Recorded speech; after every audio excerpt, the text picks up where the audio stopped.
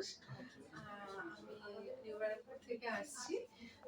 আমি ডক্টর রঞ্জু সান্যালের আন্ডারে ছিলাম।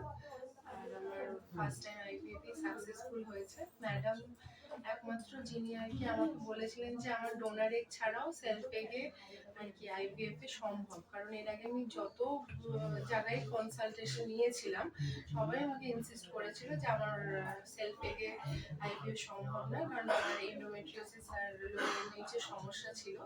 কিন্তু ম্যাডাম একমাত্র যিনি বললেন যে মানে আমার সেলফ এগে সম্ভব, এবং ম্যাডামের আন্ডারে ট্রিটমেন্টে থেকে আমার সেলফ এগেই আমি ফার্স্ট টাইমেই কনসিভ করেছি। আর মানে thanks to the Nova team, তারাও প্রচন্ড হেল্প করেছে। না হলে আমি অফিস থেকে ডেইলি এসে এখানে ইনজেকশন নিতাম, এবং তারা আমাকে সেরকম প্রায়োরিটি বেসিসেই যেহেতু অফিস থেকে আসতাম সবাই আমাকে ইনজেকশন নিতে এবং সমস্ত কিছুতে খুব হেল্প করেছে।